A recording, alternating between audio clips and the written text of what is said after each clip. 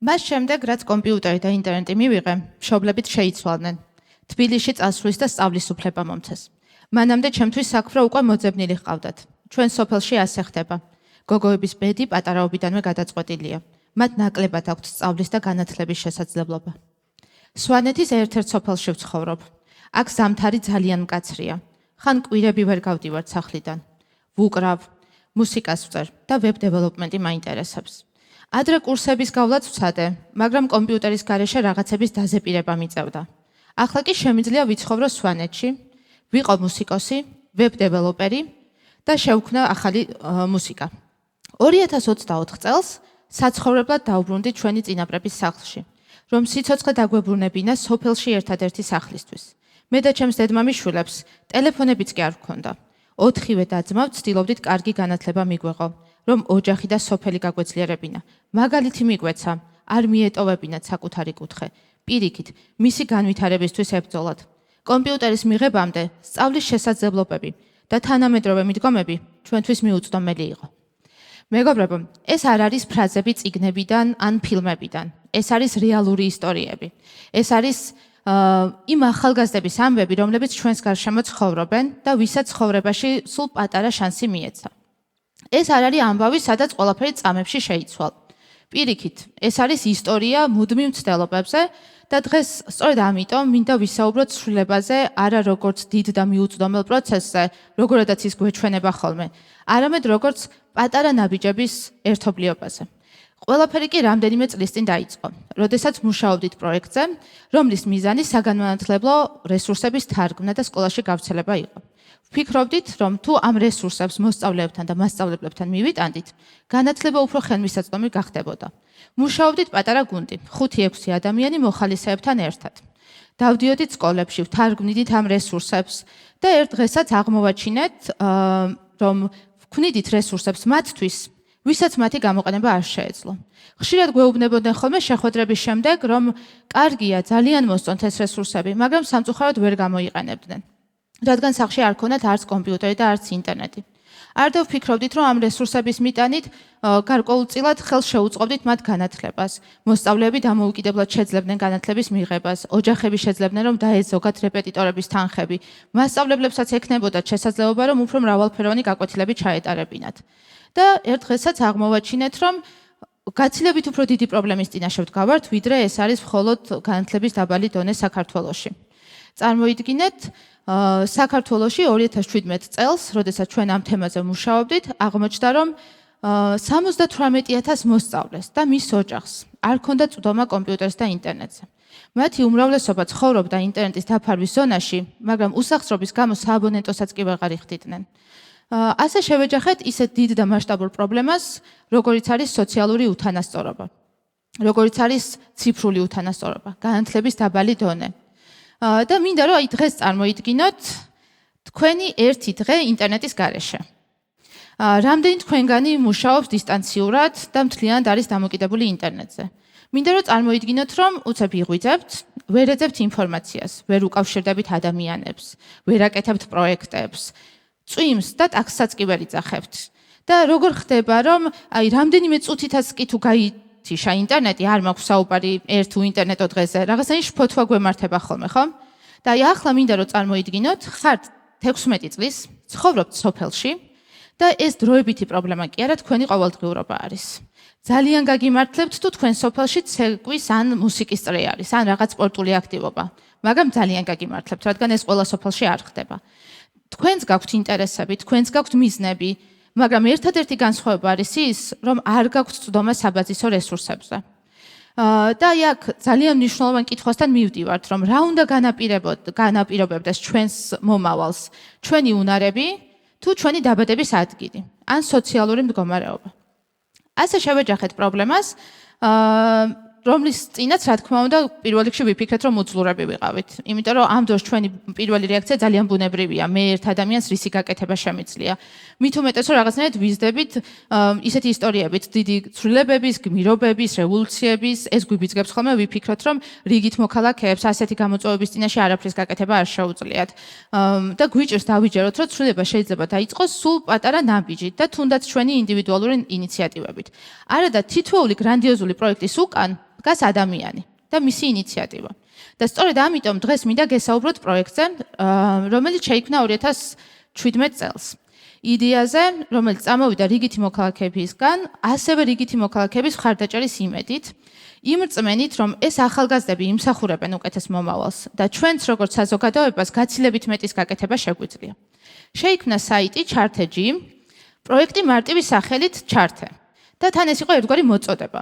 იმიტომ რომ მართლა ნებისმიერ ადამიანს შეუძლია ჩართოს მოსწავლე ციფრულ სამყაროში და აი გაუზიაროს მსოფლიო, როგორც აქ მიწერია პინზე. და თან ეს შეუძლია გააკეთოს თვეში თუნდაც მხოლოდ ერთ ლარად. თვალი ადევნოს როგორ იხარჯება მის მიერ ჩარიცხული თანხები და როგორ იცვლება ამ ახალგაზრდების ცხოვრება. ამ დროს ყოველთვის ვფიქრობ ხოლმე, რომ დასაწყისი ყველას გონია, რომ რაღაც გრანდიოზული იყო, არა და პირიქით. მახსოვს თავიდან ვაგროვდით მეორად კომპიუტერებს და სამსახურიდან შესვენებაზე გამოპარული დავდიოდი ხოლმე თბილისში არსებულ დევნთა საერთო საცხოვრებლებში, ან მივქონდა ხოლმე თბილისთან ახლოს მდებარე სოფლებში. მერე საიტზე ნელ-ნელა რომ გაიზარდა მხარდამჭერების რაოდენობა, შევძალით კომპიუტერების შეძენა და დავიწყეთ თბილისთან მოშორებით სიარული. 8 წლის განმავლობაში მოვიარეთ მთელი საქართველო. ვიყავით ყველა რეგიონში. მოსწავლეები ჩავთეთ მათ შორის გალში, ოკუპირებულ აფხაზეთშიც კი. და მიუხედავად იმისა, რომ დღემდე არ გვყავს საკუთარი მანქანა, ნათხოვარია ნაქირავები მანქანით, ყოველ შაბათ კვირას დავდივართ სოფელ-სოფელ. და აი არანაირი მნიშვნელობა არ აქვს რა მინდია, წვიმს, თოვს თუ ქარია. საზოგადოების მხარდაჭერით ვახერხებთ, რომ სოციალურად დაუცველ ოჯახებში მცხოვრებ უფროს კლასელებს დავუფინანსოთ კომპიუტერი და ინტერნეტი. დავეხმაროთ პროფესიის არჩევაში და გაუზიაროთ შესაძლებლობები. ალბათ ახლა გაიფიქრებთ, რომ 78,000-დან როგორ ვარჩევთ, ვისთან მივიდეთ. სწორი კითხვა, იმიტომ რომ ეს იყო ყველაზე საპასუხისმგებლო ეტაპი ამ პროცესში. აბსოლუტურად ვიაზრებდით, რომ ყველას ვერ გავწვდებოდით და ვიფიქრეთ, რომ ახლა ყველაზე მეტად უფროს კლასელებს ვჭირდებით. წარმოიდგინეთ, პროფესია უნდა აირჩიონ, მომავალი უნდა შექმნან და დამეთანხმებით, რომ დღეს ეს ინტერნეტის და კომპიუტერის გარეშე თითქმის შეუძლებელია. და ალბათ ახლა თქვენს გონებაში რაღაცნაირად დაალაგდა სცენა, როგორია, როცა ჩვენ მივდივართ ამ ოჯახებში და გაგიჩნდებათ მოლოდინი, რომ ყოველთვის სიხარულის ოვაციები ახლავს ხოლმე ამ ყველაფერს. მაგრამ ასე არ არის. პირველი რეაქცია ძირითადად არის ხოლმე შიში და კითხვა. სოციალურ ხომ არ მომიხსნიან, იმიტომ რომ ეს ოჯახები იღებენ სახელმწიფო შემწეობას და მათთვის იმდენად მნიშვნელოვანია ყოველთვიურად ეს მცირე შემოსავალი, რომ ძალიან ნერვიულობენ ხოლმე. თან სოფლებში ძირითადად არ არის სამუშაო და შესაბამისად მათთვის ძალიან რთულია თავის გატანა. მას შემდეგ რაც ავუხსნით ხოლმე, რომ ეს რისკები გათვალისწინებული გვაქვს და პრობლემა ამ კომპიუტერის გამო არ შეექმნებათ, თითქმის ყველგან ერთ და იგივე სცენარით მივდივართ ხოლმე და რაღაცნაირად მინდა რომ თქვენ წარმოიდგინოთ. შევდივართ ოთახში, სადაც კუთხეში არის პატარა მაგიდა, ვაერთებთ კომპიუტერს, სული სიჩუმე ისადგურებს, ყველა უყურებს ეკრანს, მაგრამ არავინ ეკარება. აი, განცდა გვაქვს ხოლმე რომ ეშინიათ რამე არ გააფუჭონ. მე ვთხოვთ მოსწავლეს რომ იქნებ თავად ჩართოს და რამდენჯერ მithქვამს რომ ნუ გერიდება, ახლა უკვე შენია ეს კომპიუტერი, შეგიძლია თავისუფლად გამოიყენო. მე ნელ-ნელა იწყებს გამოყენებას, მოძებნის საყვარელ მუსიკას, ფილმს და იმ დღეს თითქოს დიდი არაფერი არ ხდება და არაფერი განსაკუთრებული არ გაგვიკეთებია. მაგრამ რამდენიმე თვეში ვიგებთ, რომ ონლაინ კურსების გავლა დაუწყიათ. ვიგებთ, რომ მათთვის საინტერესო პროფესიები აღმოუჩენიათ. ვიგებთ, რომ ხელობა აინტერესებთ და ხის ნაკეთობებს ქმნიან. ან მანქანების სიყვარულიც კი პროფესიად უქცევიათ.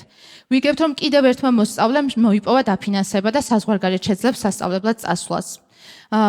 სხვათა შორის ღონისძიებაზე მისვლებს აღმოგვიჩენია, რომ ჩვენს მოსწავლეს გაუვლია გრაფიკული დიზაინის კურსი და დიზაინების შექმნაში მიუღია მონაწილეობა. და რამდენიმე დღის წინ მომწერა ერთმა ბიჭმა, რომელიც 2018 წელს ჩავთეთ გურიის ერთ-ერთ სოფელში, გამომიგზავნა ჩვენს მიერ მიტანილი კომპიუტერის ფოტო და მითხრა, რომ ახლა უკვე იტალიაშია, მაგისტრატურაზე სწავლობს და მიზნების მიღწევაში ისევ ის კომპიუტერი ეხმარება. არ და თითქოს იმ დღეს არაფერი განსაკუთრებული არ გაგვიკეთებია. ჩვენ უბრალოდ მოხსენით ბარიერი ამ ადამიანების წინაშე. ვიცი რომ ასეთი გამოსვლები ხშირად ხდება ხოლმე ადამიანებისთვის მოტივაცია და მგონია რომ არ ვიქნები მართალი თუ მხოლოდ შედეგებზე გესაუბრებით და შევქმნი ილუზიას რომ ყველაფერი ძალიან მარტივია. იმიტომ რომ მარტივად არაფერი არ გამოდის. და თუ რამე დაბრკოლება არსებობდა, ალბათ ყველაფერი გამოვიარეთ ამ 8 წლის განმავლობაში. პატარა გუნდი და მუდმივი მუშაობა რომ შევინარჩუნოთ ხარდამჭერები, ყოველთა ჩავართოთ ახალი მოსწავლეები, გავუძლოთ ქვეყანაში არსებულ გამოწვევას. პანდემია და მთელი რიგი შეზღუდვებით, დილის 5 საათზე სახლიდან გასვლა, გურის სოფლებში მუშაობა და იმავე საღამოს კომენდანტის საათამდე უკან დაბრუნება. გზაზე და ველზე გატარებული 12-15 დღე, მოსმენილი ძალიან მძიმე ისტორიები ოჯახებში. მაგრამ ალბათ გასული წელი იყო ყველაზე მძიმე ჩვენთვის, იმიტომ რომ ერთ-ერთი ასეთი გასვლიდან ბრუნდებოდით, როდესაც მოვყევით მძიმე ავარიაში.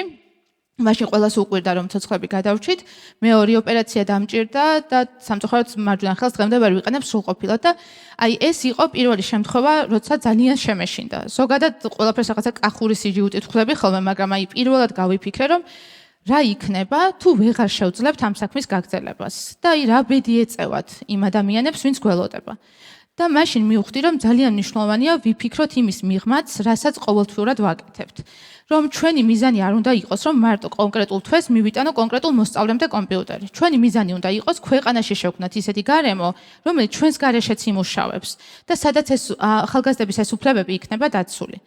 და ალბათ ამიტომ იყო რომ წელს დაბადების დღეზე ერთმა სრულმა განსაკუთრებით გამახარა, როდესაც მისურვეს ისეთ ქვეყანაში ცხოვრება, სადაც ჩართეს საჭიროება აღარ იქნებოდა.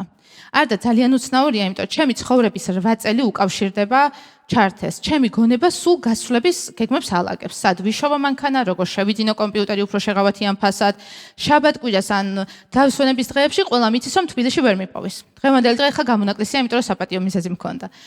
ტანსაცმელსაც კი ისე ვარჩევ, რომ სოფელში სასიარულოდ გავუმადგეს და ამაში დღეს დიდ კიდევ ერთხელ დავწმუნდი, როცა აქ წამოსასვლელად ვემზადებოდი. და ამ ყველაფრის პარალელურად ჩემი ოცნება რომ ერთ დღეს გავიღვიძო და ჩემი საქმე აღარ იყოს საჭირო. იმიტომ რომ მაშინ ეს იქნება გარემო, სადაც განათლება პრივილეგია კი არა, დაცული უფლებაა. და სანამ აქამდე მივალთ და იმისათვის რომ აქამდე მივიდეთ, მინდა რომ რაღაც გითხრათ. მე მარიამ ჭედლიშვილმა ერთმა რიგითმა მოქალაქემ, ბავშვმა, რომელიც დაიბადა თბილისის გარეუბანში, გაიზარდა სიცივესა და სიბნელეში უამრავი სოციალური პრობლემით, ბავშვმა, რომელიც უამრავ რამეზე ოცნებობდა, მაგრამ ყველაფერი ძალიან შორეულად ეჩვენებოდა, რომელიც წლების განმავლობაში ელოდებოდა ერთ პატარა შანსს, რომ ჩემი ცხოვრება შემეცვალა და ოჯახი პრობლემებიდან ამოიყვანა. მინდა გითხრათ, რომ დღეს თქვენ, თითოეულ თქვენგანს შეგიძლიათ იყოთ ეს შანსი ამ ახალგაზრდების ცხოვრებაში. და ეს შეგიძლია გააკეთოთ თვეში თუნდაც 1 ჭიქა ყავის ფასად. პროექტში ჩართული 3400-მდე მოსწავლე და 3400-მდე ოჯახი არ არის უბრალოდ სტატისტიკა. ეს არის წარმოიდგინეთ შესაძლებლობა და პოტენციალი, რომელიც შეიძლებოდა რომ დაკარგულიყო. და როდესაც თქვენი ინიციატივებისთვის დაელოდებით ხოლმე იდეალურ პირობებს, გთხოვთ გაიხსენოთ, რომ ბევრი ადამიანისთვის ეს პირობები შეიძლება არასდროს დადგეს, თუ ვიღაც არ გადადგავს პირველ და თუნდაც სულ პატარა ნაბიჯს. მადლობა ყურადღებისთვის.